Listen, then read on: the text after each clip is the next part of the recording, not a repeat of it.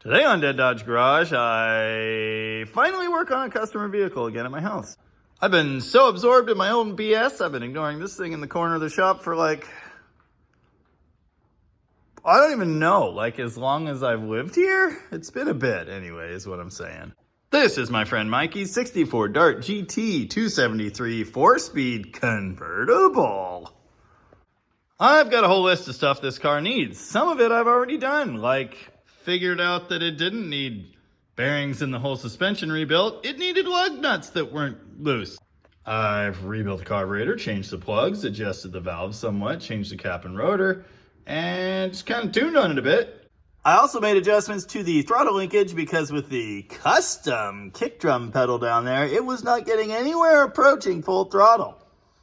I think it still isn't getting full throttle, but it's much better. Now, lucky for me, Mikey is a chill dude of the first order, but he would like to drive this car this spring, and while considering it is now technically spring, I guess it's time to get this thing done. Still on the list, new valve cover gaskets, install this fancy tack, that is if it works. I think it does, we'll see. Brake lights and taillights would be nice. Parking brake adjustment? No, it works well. I need to look at the list to figure out what's on the list, I guess.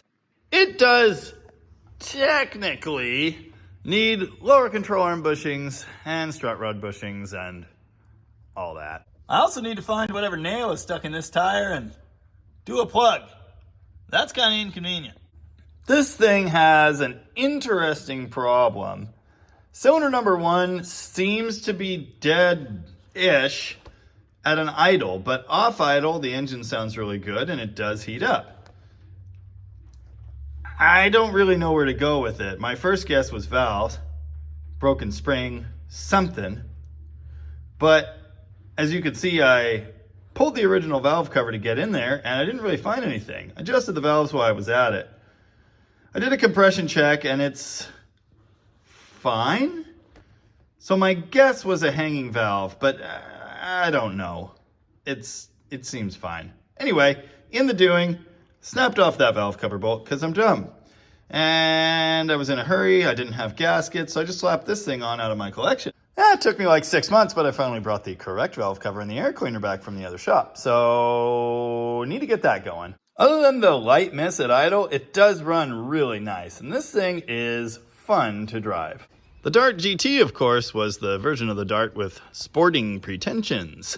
1964 was the first year you could get a V8, and the only V8 there was the 273. Having what appears to be a factory 4-speed makes this thing the best of the bunch. And depending on your disposition, having no roof makes it even better. When I met Mikey, he had another 64 Dart convertible. It was a slant 6 push-button automatic, and it was in beautiful shape. Had no rust, fresh convertible top. It was a really nice car. The only thing it really needed was some seat covers and a windshield. Mikey had the white car for years. He took great care of it, invested quite a bit in making it nice. Didn't quite get it fully restored, but it was getting there. And then he tripped over this thing. The V8 4-speed bug bit him hard, and he realized he'd rather have fun in a rat than putt around in a priceless gem. So he sold the nice car and kept this thing. That's a move I totally understand. And my apologies to Mikey for letting this thing sit for so long, but hey, I did store it inside all winter, so there's that. You know, last time I tried starting on this thing again, I could only find one jack stand, so I put it back on the ground and ignored it for another month. Now, here's the thing I've been dreading the most. It wasn't even on the list, but I accidentally found this really bad and ready to pop freeze plug that's clearly been dribbling for some time. Mikey had already done one on the other side of the engine, but I guess this one didn't look as bad when he did it, or he just didn't feel like it, but you know, there's really not much access to it. It probably won't be as bad as I think it will, but it just doesn't look fun. If you know Mopars at all, you know they're unibody. For weight and structural rigidity purposes, I guess it seemed like a good idea to build the frame into the body itself. You may not know that convertibles have extra strength reinforcement below because they have no roof, and the roof is part of the structural integrity of the car on not convertibles. So, the main thing they have here, torque boxes. Extra reinforcement that comes off of this support, and the front frame rail. They have a similar treatment here on the back. This box is only found on convertibles. Well, okay, that's not entirely true. They're also found on factory high-performance cars like the Demon 340. And there again is the matching box in the rear. Of course, this one also had some extra chassis stiffening done, which is good. I'm in support of that. Or is it in support of me? Yeah, anyway. Step 797, knock all this dirt in your mouth. Time to release the magical cooling juices. If I can even get a tool in there. Oh, you know, that sure doesn't feel like metal. It kind of just feels like mush.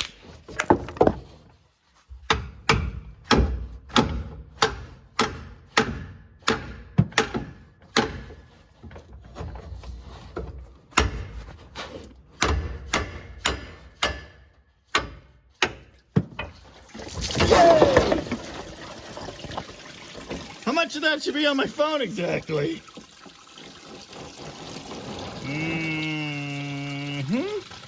Should it be that color?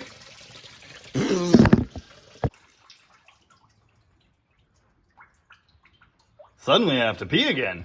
Yeah, so here's how that's looking. Just digging around to pull the old plug back out, because somehow when I did that, I didn't put a hole in it. It spun right out. That must be because I hit it at the top, but anyway. Well, that was disgusting, but kind of too easy.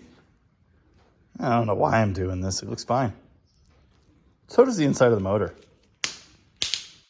It's not a motor, it's an engine. Yeah, we'll tell that to the Department of Motor Vehicles. Where am I going? There aren't any freeze plugs anywhere in this place. I was hoping I might find one in here since he's already been here, done this on one of them. A lot of cool stuff, but no freeze plugs. There's something neat. Shifter delete panel. However, there is also a push button unit in here, so I don't know if that means this is extra from his other car or if that means this is a 4-speed conversion. I don't care enough to figure that out. All right, I changed my mind. Let's take a look. Well, rough, horribly cut hole in the floor. Well, that could equally be factory or not factory. The early style brace bolts here instead of welding on. Yeah, it's definitely been off. If nothing else. These bolts are over undercoating. That's a clue. It's also missing the pass-through gasket for the downrod here. The linkage, well, it could have been clean at one point. It's definitely original stuff anyway. That missing gasket is a clue too, I think. And obviously the bell housing's been painted sometime this century, unlike the engine it's attached to. Yeah? All right, here's another clue. You saw that delete panel just covers this whole area. It doesn't bolt to those holes. Something did. Last clue that something is amiss. Reverse in the 833 is supposed to be that way. But on this car, it's that way. So somebody's got the linkage put together wrong. Well, I can't see whatever's holding the hump on because someone dynamited the crap out of this car, which is probably a good idea. But everything is pointing towards this not being an original 4-speed. I'm fine with that. I'm fine with that on a nice car. I'm especially fine with it on this thing. But if you're curious about yours or a car you're looking to buy, there are some things to look at. Well, without a freeze plug, I can't get a whole lot farther on that, so maybe now would be a good time to test out the tach. Wiring color codes have been the same on tachs for about a zillion years, but this one's different, so it must be a zillion and 1 years old. Green goes to coil negative. Red goes to battery voltage, ideally through a fuse. Black goes to a good ground, probably your dash frame. And usually white, but in this case blue, that would be your gauge backlighting. Now, if only someone hadn't borrowed the battery. Yep, that's right, the good battery, the best battery anywhere near to here, is not mine. Oh yeah, remind me I was gonna add a battery hold down to this thing. Well, unfortunately this one seems to be dead as doornails. Not even the light works. What a bummer. I powdered up. I even checked just in case the blue and red were backwards of what I thought. And see how this works is it goes off every trigger of the coil, and the way the coil is triggered is by grounding. So if you just ground the green wire repeatedly, it should do stuff, and it doesn't do anything. So I guess it goes back on the shelf. Bye-bye. Well, that went as expected, and now I gotta find another vintage looking tack. Everything smells like brake clean. Then there's the second plug out. And also it's 2 weeks later than last time. But anyway, it looks pretty clean in there now. I'm gonna say that's good enough. This plug came out whole. But yeah, it's a little punky. It was leaking around it, so may as well do it while we're here. I did finally pick up a new plug. But now I need two. And it might be too big.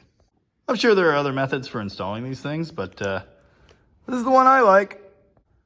After much profanity and dropping the new plug in the soup 4 times, I got it in. If you're looking for a nice, relaxing Sunday afternoon activity, I do not recommend doing this. Now I just have to go get another one. Bought another freeze plug for this thing. If I could find it, we'd be somebody. Wait a minute.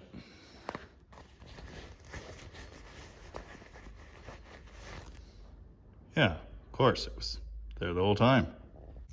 Yay! And it only took all day. Hey, what's all that? You know what? Never mind. I don't want to know. Now I just have to get out that bolt that I broke. And I can button all of this up. Can't wait. I always pull a heater hose or something to burp the cooling system. Would you be surprised to learn that this cruddy old thing leaks now? Great! I made more work. If you see him out in the garage getting these tools out, back away slowly and quietly. Welding the broken bolt didn't work. And guess what that is? Yep, everything's going terrific. I actually tapped the plug a little bit more in and made the leak worse. So that's good. Okay, that's it. I'm going to my happy place. Going to my happy place. Yeah, everything's good over here. I'm gonna take a nap. You know, many things I'd like to do are made inconvenient by the constant rain. I'm not saying I'm gonna move or anything, I'm just saying. Well, it's 4 days later. The dripping has stopped. I put a clamp on the lower rat hose, so hopefully, I don't know, saved a gallon of the brand new antifreeze. And I'm gonna solve this problem a different way. I'm preemptively assuming I'll be covered in antifreeze shortly. Going as expected. Oh, I'm about to fill a drain. Uh-oh. There you go. Nothing to it. Ideal? No. I have a theory this engine may have to come out in the near future anyway, so I'm gonna call it good enough and move on to helicoiling that dang hole. Helicoiling. That's a weird one. I like to cover everything here as best I can. Drilled the hole out, then spent some quality time fishing around with a magnet for everything that went in the motor anyway. Now I've decided good is good enough. If you've never done a helicoil thread insert, it's actually quite satisfying. All you need, an appropriately sized drill bit, in this case left-handed, don't worry about that. It's all I had in stock. My selection here is terrible. Then you need the helicoil kit, which will include a tap, which you use to tap threads into the hole carefully, an insert tool to drive the insert in, whoop, and some inserts. Nice and easy. And if you've done it right, it should look kind of like that. And it should be just as strong, or really in theory stronger than what you started with. So not a bad way to go. Ideally it should be centered, and ideally your work area should end up cleaner than this one. All right, coolant's back in it. Actually, corking off the radiator at the lower hose, popping the plug out, I only lost a gallon and a half, maybe 2 gallons. So that's only like a $20, $25 blender instead of a $40 blender. That ain't bad. Anyway, it's full of coolant, and by full, I mean full to there. That's all you want with no expansion tank. Put any more than that in, it's just gonna blow it out everywhere anyway. Valve cover's on, I gotta find one more bolt, which I definitely have somewhere here because, well, I'm a hoarder. I'm gonna use this little guy because I think that hole's a little shallow. It's definitely a Chrysler bolt. It's not the right color fastener though. What kind of operation are we running around here? Look at the amount of restoredness. Now let's see if it runs. I haven't started this car since sometime before I made the charging system video, which was a long time ago. Anyway. Hey, wow, it works.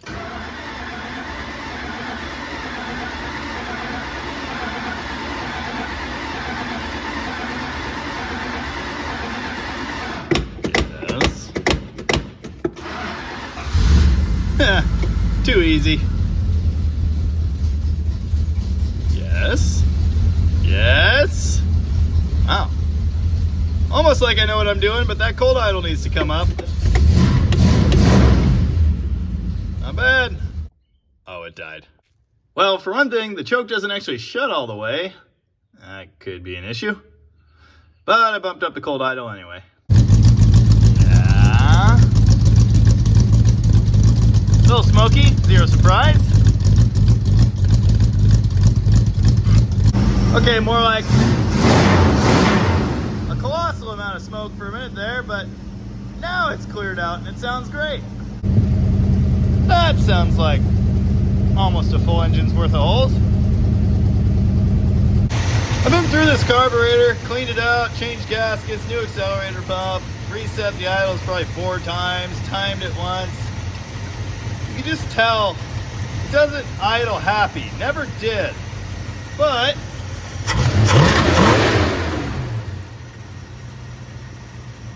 sounds great everywhere off idle.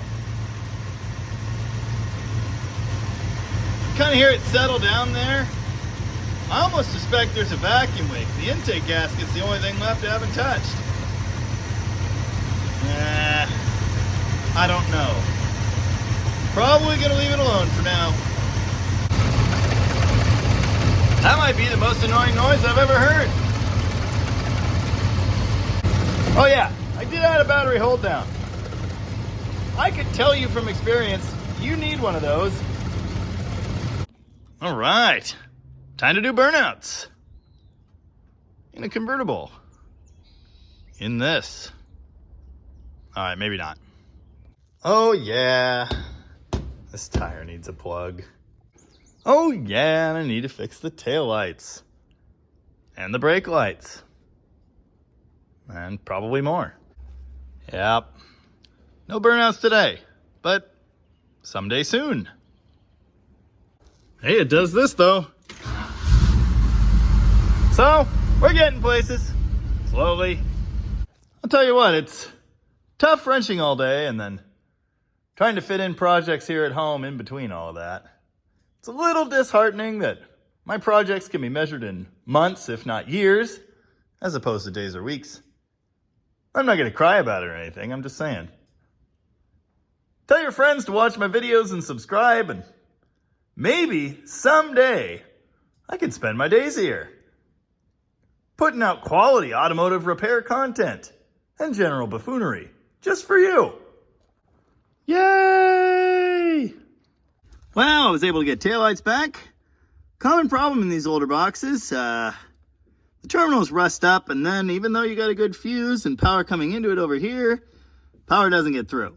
And obviously someone's dealt with this before, judging by all the grease. Anyway, kind of scraped it in and out, and now we've got taillights. The ideal fix, of course, would be replace the fuse panel, which I'm not going to do. So, it's fine. And the brake lights are fixed too, although I don't know how.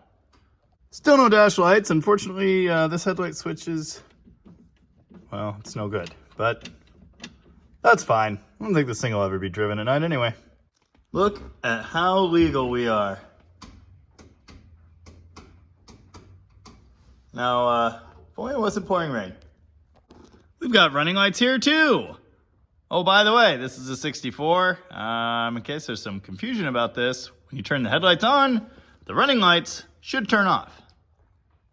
Now, if I wanted to, I'm sure I could find enough little projects on this car to keep me busy until I die. But Mikey would like it back, and I'm thinking the next move, test drive. After everything I've done, what's it like?